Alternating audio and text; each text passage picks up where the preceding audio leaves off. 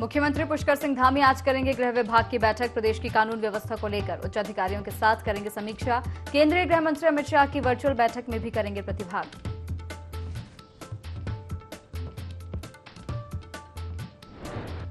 आज सावन का दूसरा सोमवार, सोमवती अमावस्या पर धर्मनगरी में श्रद्धालुओं का उमड़ा सैलाब। हरिद्वार में पवित्र डुबकी लगा रहे भक्त।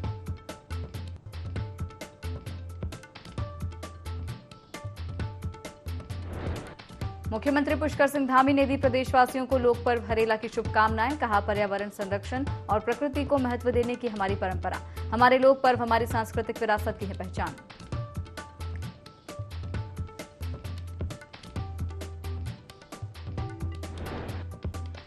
केदारनाथ मंदिर में मोबाइल फोन से फोटोग्राफी पर प्रतिबंध। बीकेटीसी ने परिसर में लगाए साइन बोर्ड। कानूनी कार्रवाई का भी प्रावधान।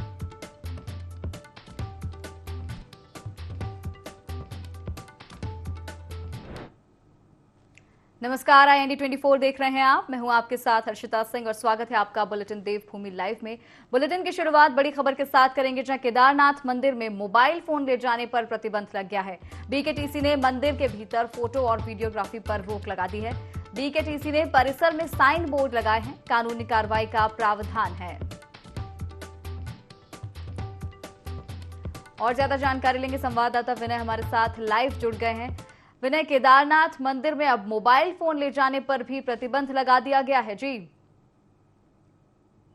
हर्षिता, देखिए आपको बता दें कि लगातार जिस तरह से केदारनाथ और बद्रीनाथ में जो वीडियो थे वो वहां से वायरल हो रहे थे, जो कि लगातार जिसको लेकर के जो है मंदिर समिति यहां पर सवाल भी उठा रही थी। इसको देखते हुए जो है अब वहां पे पूरी तरीके से मोबाइल ले जाने पर प्रतिबंध लगा दिया गया है और जो भी इस दौरान वहां पर मोबाइल से फोटोग्राफी या वीडियोग्राफी करता हुआ पकड़ा जाता है तो उसके खिलाफ कार्रवाई करने की जो यहाँ पर प्रावधान है वो यहाँ पर कर दिया गया है। साथ ही साथ आपको बता दें कि हाल ही में जो है यहाँ पर 2 से 3 तरह के जो वीडियो हैं वो यहाँ पर काफी सोशल मीडिया पर वायरल हो रहे थे, जिसमें केदारनाथ गर्भगृह के अंदर की अगर बात करें वहां पर जो है शिवलिंग पर नोट उड़ाने का जो वीडियो था वो तेजी से वायरल हो रहा था, जिसके बाद लगातार जो है यहाँ पर कार्रवाई की जो बात यहाँ पर मंदिर समिति पुलिस प्रशासन से कर रही थी, जिसके चलते अब वहाँ पर जो ऑर्डर लगा दिए गए हैं, बोर्ड होल्डिंग्स लगा दिए गए हैं। साफ तौर पर वहाँ पर दर्शाया भी गया है और चेतावनी के तौर पर कहा गया है कि कोई भी अगर फोटोग्राफी या वीडियोग्राफी करता हुआ इस दौरान यहाँ पर मिलता है तो इसके खिलाफ सख्त से सख्त कार्रवाई जो है यहाँ पर की जाएगी। जी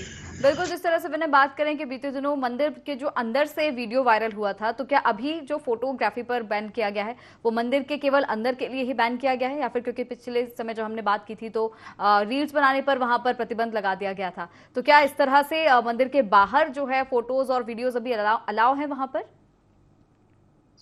हर्षिता, देखिए आपको बता दें कि अगर मंदिर के अंदर की बात करें तो मंदिर के अंदर के लिए जो मंदिर समिति के अध्यक्ष हैं उनका साफ तौर पर यहाँ पर जो बयान आया है वो उनका ये भी कहना है कि अगर अंदर कोई मोबाइल लेकर के जाता है तो वो वीडियो और फोटोग्राफी वहाँ पर नहीं कर पाएगा, क्योंकि उन पर जो है सख्त नज़र जो है वहाँ पर इस दौरान रखी जाएगी। साफ तौर पर जो आपको बता दें कि जो आसपास की अगर बात करें तो आसपास जिस तरह से कोई भी वहाँ पर फोटोग्राफी करता हुआ दिखता है मंदिर के दायरे में, तो जो है उन पर यहाँ पर जिस जगह ये बोर्ड लगा दिए गए हैं, अगर कोई भी वहाँ पर फोटोग्राफी या वीडियोग्राफी करता हुआ दिखाई देता है तो उनके खिलाफ जो है कानूनी कार्रवाई करने की जो यहाँ पर प्रावधान है वो किया जाएगा। विनय, अगर बात करें तो हजारों की संख्या में श्रद्धालु जो है मंदिर पहुंचते हैं, लेकिन विशेष पूजा अर्चना के लिए कुछ पैसे लोगों से लिए जाते हैं, उसके बाद उन्हें मंदिर में अंदर जाने दिया जाता है, प्रवेश उन्हें दे दिया जाता है कि वो अंदर से आराम से बैठकर पूजा कर सकें। तो क्या अगर ऐसा पाया गया कि कोई पैसे का लेन देन करके फोटोग्राफी या वीडियोग्राफी अलाउ कर देता है, तो क्या उन लोगों पर भी कार्रवाई की जाएगी? जी बिल्कुल हर्षिता, देखिए आपने बहुत अच्छा यहाँ पर सवाल किया है। ऐसे में जिस तरीके से यहाँ पर वीडियो जो वायरल हो रहे हैं लगातार, इसके बाद भी अगर जो कोई इस तरीके से यहाँ पर हरकत करता हुआ नजर आता है, कोई पैसे लेकर के अगर वीडियोग्राफी करने के लिए अंदर के लिए जो है अनुमति यहाँ पर लेता है, तो उस पर भी जो है सख्त कार्रवाई यहाँ पर की जाएगी, क्योंकि ये किसी एक के लिए नहीं है, ये सभी के लिए जो है यहाँ पर एक तरह से जो है कार्रवाई करने की जो बात है वो यहाँ पर की गई है और पुलिस प्रशासन द्वारा सख्त कानूनी कार्रवाई जो है उनके खिलाफ की जाएगी। जी बिल्कुल, बहुत धन्यवाद आपका हमारे साथ जुड़ने के लिए और तमाम जानकारी साझा करने के लिए। और अब खबरें विस्तार से। उत्तराखंड के पूर्व मुख्यमंत्री और कांग्रेस के दिग्गज नेता हरीश रावत लक्सड़ के बाढ़ग्रस्त जैनपुर गांव पहुंचे, जहां कुछ ही दिनों पहले तटबंध टूटने के कारण क्षेत्र में बाढ़ आई थी। इस दौरान उन्होंने बताया कि क्षतिग्रस्त हुआ तटबंध कहीं न कहीं खनन और भ्रष्टाचार की गतिविधियों के कारण ही प्रतिवर्ष टूटता है। उन्होंने सरकार पर बड़ा सवाल खड़ा करते हुए कहा कि सरकार इस आपदा काल में क्षेत्रवासियों को भरोसा नहीं दे पा रही है, सरकार लापरवाह है। आपको याद होगा, जब तक मेरी हाथ में कमांड थी, मैं हर साल ये बंदे को देखता था। आप अपने शरीर को भी हर साल में देखिए तो आपका शरीर भी बीमार हो जाता है। तो बंदा तो मिट्टी का और उसका बना हुआ है, आपने उसकी मरम्मत ही नहीं करते। खनन वाले उसको तोड़ देते हैं बीच से, वहां से पानी भर जा रहा है और उससे लोगों का नुकसान हो जा रहा है, बड़ा भारी नुकसान हो जा रहा है। ये आधे पुल तो इसलिए टूटे हैं कि खनन है, मालन से लेकर के यहाँ तक जो है सब जितने हुए, तो ये नुकसान जो हो रहे हैं ये सरकार की नासमझी, लापरवाही है। और सबसे बड़ी बात यह है, सरकार गायब है, आपदा में सरकार गायब है, भरोसा नहीं दे रही। बाढ़ के कारण लक्सर क्षेत्र में आई आपदा के बाद निकाय विभाग ने प्रभावितों को भोजन उपलब्ध कराने का जिम्मा उठाया है और नगर स्थित हरे कृष्णा मंदिर परिसर में संयुक्त रसोई संचालित कर अब युद्ध स्तर पर बाढ़ के कारण घरों में कैद नागरिकों तक भोजन उपलब्ध कराया जा रहा है। जहां खुद लक्सर नगर पालिका परिषद के अध्यक्ष अमरीश गर्ग और अधिशासी अधिकारी चंद्रशेखर शर्मा अपने अन्य विभागीय अधिकारियों और कर्मचारियों के साथ संयुक्त रूप से इसकी मॉनिटरिंग कर रहे हैं। में बाढ़ के पानी में अभी भी घर से निकल नहीं पा रहे हैं और उनके यहाँ खाना बनाने और पीने के पानी की कोई व्यवस्था नहीं है। तो जेके टायर और जिला प्रशासन आपदा प्रबंधन विभाग के सहयोग से राहत शिविर राधा कृष्ण मंदिर में हमारे द्वारा स्थापित है। यहीं पर हमारी प्रशासन की नगर पालिका की रसोई भी संचालित है, जहाँ पर लगभग प्रतिदिन 1100 से 1200 पैकेट सुबह शाम अलग अलग नगर पालिका की टीम बनाकर 12 लोग, प्रत्येक वार्ड में 2 व्यक्ति इस कार्य को संपादित कर रहे हैं वितरण करने का। तो जैसे जैसे मांग आ रही है, खाद्य पूर्ति जो है यथासंभव यथा प्रयास के साथ पूर्ति की जा रही है, जितनी क्षमता है। और जब तक कोई भी व्यक्ति भूखा रहेगा तब तक ये संचालित रहेगी नगर में। टिहरी बांध में बरसात के कारण बढ़े जलस्तर के बाद पानी छोड़ने की आधिकारिक घोषणा कर दी गई है। लक्सर एसडीएम के मुताबिक कंट्रोल रूम से इसका अलर्ट भी जारी किया गया है। साथ ही इसे लेकर सोशल मीडिया पर अफवाह फैलाने वाले आरोपियों पर भी कार्रवाई निश्चित की जा रही है। वहीं एसडीएम ने टिहरी बांध का पानी छोड़ने की घटना को प्रतिवर्ष की नियमित गतिविधि बताया है और इससे लक्सर क्षेत्र को किसी भी प्रकार के नुकसान से भी उन्होंने इनकार किया है। हालांकि एहतियातन तौर पर उद्घोषणा के जरिए गंगा नदी से दूरी बनाए रखने की अपील की जा रही है। एसडीएम के मुताबिक खतरे के निशान से गंगा जलस्तर का माप बाद में ही पता चल पाएगा।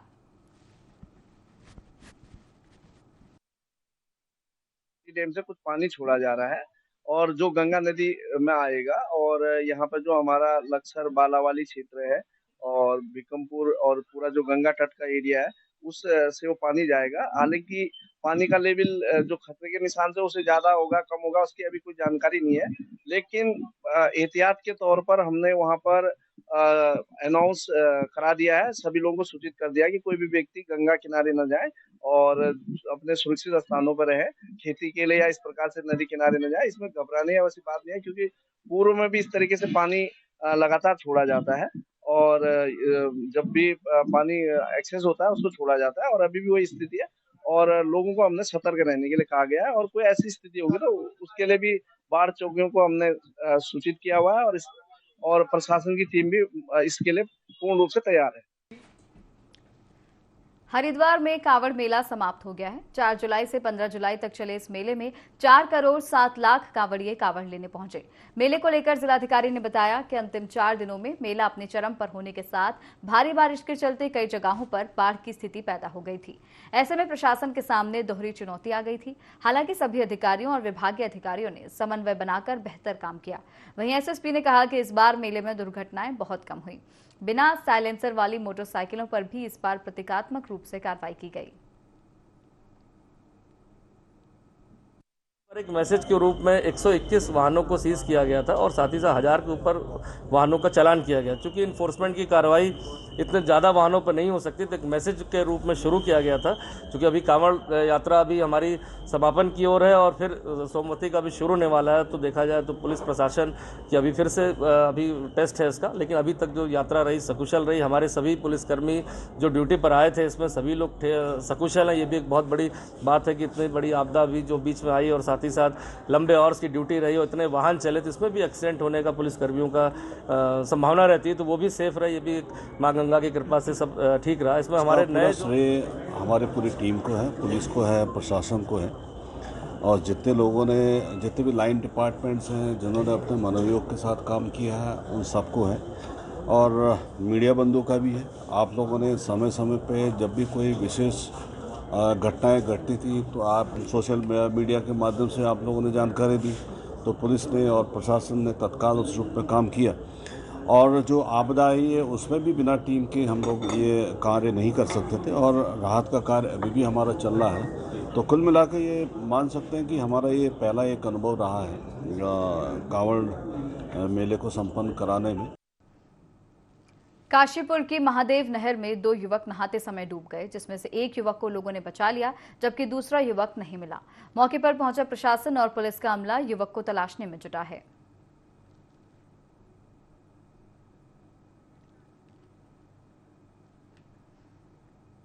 उत्तरकाशी के मस्तारी गांव के प्रधान पिछले 6 दिनों से विस्थापन की मांग को लेकर आमरण अनशन पर हैं।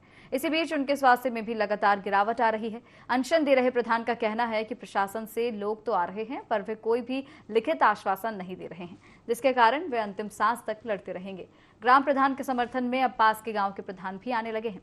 वहीं प्रधान की पत्नी का कहना है कि वे प्रधान होने के साथ किसी के पति भी हैं, अगर उनको कुछ हो जाता है तो वे भी आमरण अनशन पर बैठ जाएंगी। ग्राम सभा मस्ताड़ी की प्रत्येक गांव के यहाँ घरों से पानी का रिसाव हो रहा है और हमारे प्रधान जी का आज भूख हड़ताल का 6ठा दिन है। शासन प्रशासन की तरफ से यहाँ पे टीम तो आ रही है, लेकिन शासन प्रशासन जो कार्यवाही होती है सो वो अपने स्तर से कर नहीं रही। और मेरा निवेदन शासन प्रशासन से एक ही निवेदन करता हूँ कि शासन प्रशासन अगर काम कर रही है तो आप एक दिन आइए यहाँ पे, रात बिताइए। आप यहाँ पे जो हमारे प्रधान जी आप भूख हड़ताल में बैठे हैं, आप एक दिन बरसात में यहाँ पे रात को बिताइए, आपको यहाँ की हकीकत पता चलेगी। माननीय प्रधान जी के समर्थन में यहाँ पे आए हैं और इनकी जो मांग है जायज़ मांग है, और इनका जो शासन है प्रशासन कह रहा है कि हमने जो है आगे वो कर दिया, अब यही बोल रहे हैं पर सर्वे टीम आई नहीं अभी तक। तो इनकी जो मांग है जायज़ है, जनता के लिए है, जनता की मांग है, और हम शासन से प्रशासन से अनुरोध करते हैं कि जल्दी से जल्दी यहाँ पे सर्वे टीम भेजने की कृपा करें। कहने को तो बहुत कुछ है पर कहना क्या है, क्योंकि कहने का तो कहीं कोई असर नजर नहीं आ रहा है। प्रशासन की ओर से भी अधिकारी लोग आ रहे हैं लेकिन कहीं कोई ठोस कदम दिखाई नहीं दे रहा है कि जो लिया गया हो प्रशासन द्वारा। आज भूख हड़ताल का 6ठा दिन है। शासन से मेरा ये अनुरोध है कि कृपया इस मामले की जड़ तक जाएं, जितनी जल्दी हो सके जांच करवाएं, क्योंकि जो भूख हड़ताल पे बैठे हैं वे केवल ग्राम प्रधान नहीं बल्कि किसी परिवार के मुखिया भी हैं। शासन से तो यहाँ कोई नहीं आया अभी तक। प्रशासन की टीम आ रही है और उनका ये कहना है कि हड़ताल खत्म करो, हम अपने स्तर से कार्रवाई कर रहे हैं। सुनवाई के नाम पे अभी तक यहाँ पे कोई वो नहीं कि ठोस कोई यहाँ पे आए और ले भाई तुमको ये हम दे रहे हैं। जबकि मैंने प्रशासन से ये भी वो रखी अपनी की अगर हम लोगों को विस्थापन या हमारी जांच नहीं हो सकती है तो हमें ये दे दिया जाए कि तुम अपने हाल पे जियो, शासन प्रशासन तुम्हारी कोई मदद नहीं कर सकती। कांग्रेस की राष्ट्रीय प्रवक्ता सुप्रिया श्रीनेत देहरादून पहुंची, जहां उन्होंने पीएम मोदी के मन की बात पर तंज कसते हुए कहा कि ये देश प्रधानमंत्री मोदी के मन की बात सुनकर थक चुका है, क्योंकि जनता पीएम मोदी के मन की बात नहीं बल्कि अपने मन की बात बताना चाहती है।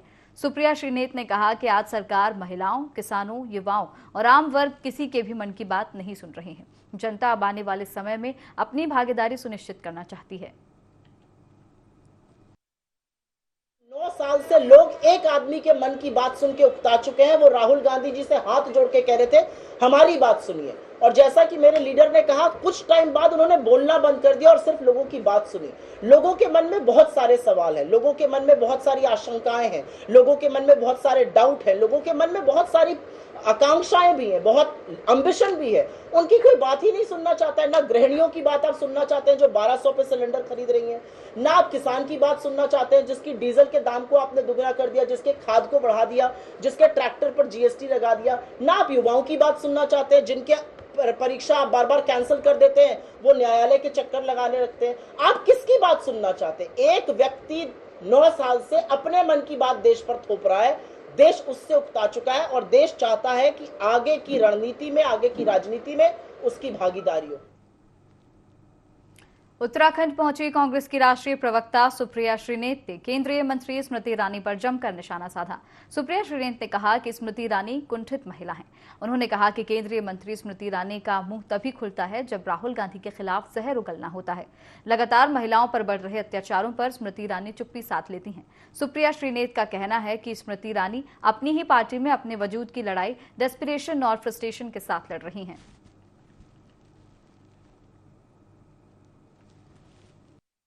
स्मृति ईरानी जी का मुंह तभी खुलता है जब उनको राहुल गांधी जी के खिलाफ जहर उगलना रहता है। स्मृति ईरानी महिलाओं के खिलाफ अत्याचार पर मुंह में दही जमाए रखती हैं। स्मृति ईरानी हमारे देश की सबसे होनहार बेटियों को सड़कों पर घसीटा जाता है, पीटा जाता है, खिलाड़ियों को चुप रहती हैं।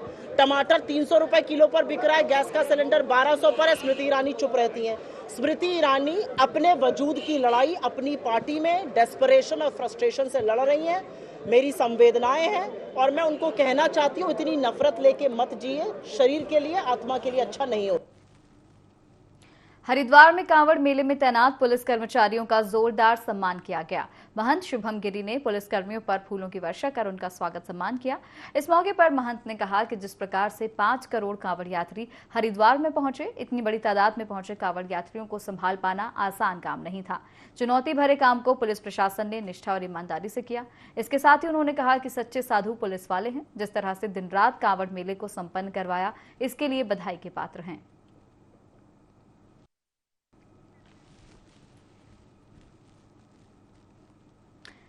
नगर पंचायत पिरान कलियर जहां एक और सफाई व्यवस्था को लेकर बड़ी बड़ी बातें करती है, तो वहीं वार्ड नंबर 1 में गंदगी का अंबार लगा है।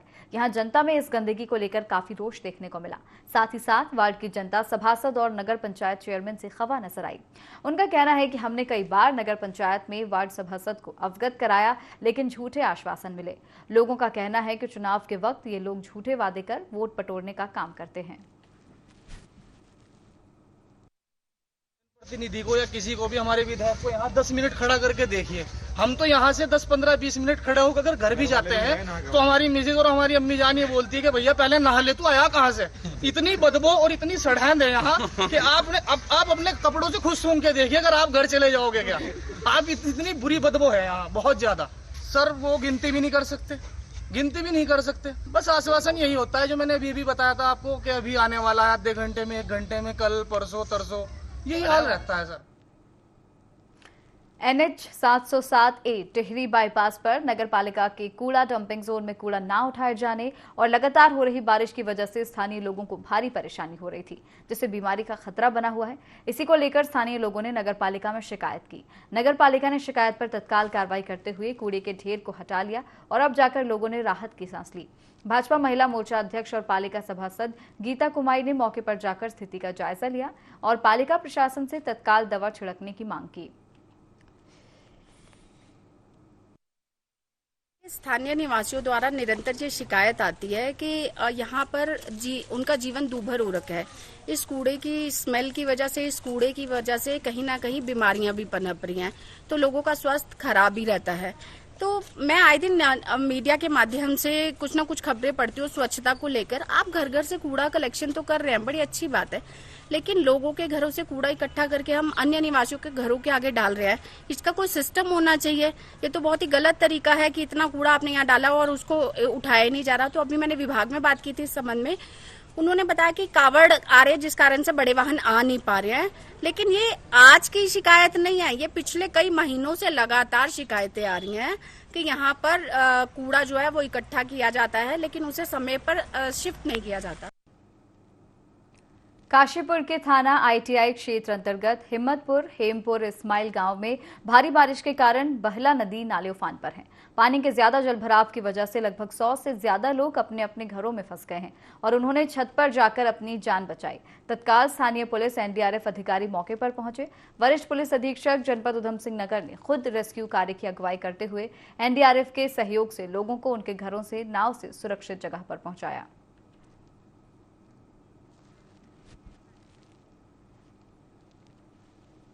राजधानी देहरादून में आयोजित 2 दिवसीय राष्ट्रीय स्वास्थ्य चिंतन शिविर का समापन हुआ। इस शिविर में 25 राज्यों के 266 प्रतिनिधियों ने भाग लिया। केंद्रीय स्वास्थ्य मंत्री मनसुख मंडाविया ने कहा कि शिविर में राज्यों की स्वास्थ्य सेवाओं पर चर्चा की गई है। इस चिंतन शिविर में मुख्य रूप से 7 विषयों पर आगे काम करने की सहमति बनी, जिसमें आयुष्मान कार्ड से लेकर टीबी उन्मूलन मुख्य रूप से शामिल रहे। उत्तराखंड के स्वास्थ्य मंत्री धन सिंह रावत ने कहा कि इस चिंतन शिविर में राज्य की स्वास्थ्य सेवाओं के बारे में जानकारी दी गई। 28 राज्यों के और 8 केंद्र शासित राज्यों के पूरे 36 राज्यों से हमारे प्रदेश में पहली बार 2 दिन का स्वास्थ्य चिंतन शिविर आयोजित किया गया है। आज उसका विधिवत जो है समापन हुआ है। 266 प्रतिनिधियों ने उसमें भाग लिया है। हम अगस्त के महीने में या सितंबर के महीने में अपने प्रदेश का भी चिंतन शिविर करने जा रहे हैं। और बड़ी बात यह है कि नीति आयोग ने उत्तराखंड राज्य की बहुत सराहना की है कि उत्तराखंड राज्य ने बच्चों पे बच्चियां पैदा होती यानी लिंगानुपात पे बहुत अच्छा काम हमारे राज्य में हुआ है। टीबी मुक्त भारत और टीबी मुक्त उत्तराखंड पे हमारे राज्य में बहुत अच्छा काम हुआ है। चिंतन बैठक बहुत सार्थक रही। सभी सम्मानीय मंत्रीगण ने उसमें हिस्सा लिया। सभी राज्य से उपस्थित प्रिंसिपल सेक्रेटरी हेल्थ ने भी उसमें हिस्सा लिया और आज की 2 दिन की चिंतन बैठक के आधार पर सभी राज्य आने वाले दिनों में अपने राज्य का 2040 तक का यानी कि 25 साल के लिए अपने स्टेट का हेल्थ विजन तैयार करेंगे। कोई भी राज्य को समृद्ध राष्ट्र बनना है तो प्राथमिकता होती है कि राज्य के नागरिक स्वस्थ हो। राज्य के नागरिक स्वस्थ होंगे तो सोसाइटी स्वस्थ होगी और स्वस्थ समाज स्वस्थ राष्ट्र का निर्माण कर सकता है। कांग्रेस ने अग्निवीर योजना के खिलाफ पदयात्रा निकाली। लगभग 60 दिनों तक चलने वाली इस यात्रा में राहुल गांधी भी शामिल होंगे। पीसीसी अध्यक्ष करण माहरा ने कहा कि पदयात्रा मानसून समाप्ति के बाद निकाली जाएगी। माहरा का कहना है कि अग्निवीर योजना से देश की सेना कमजोर हुई है। इसके अलावा अग्निवीर योजना से गांवों में पलायन भी बढ़ेगा।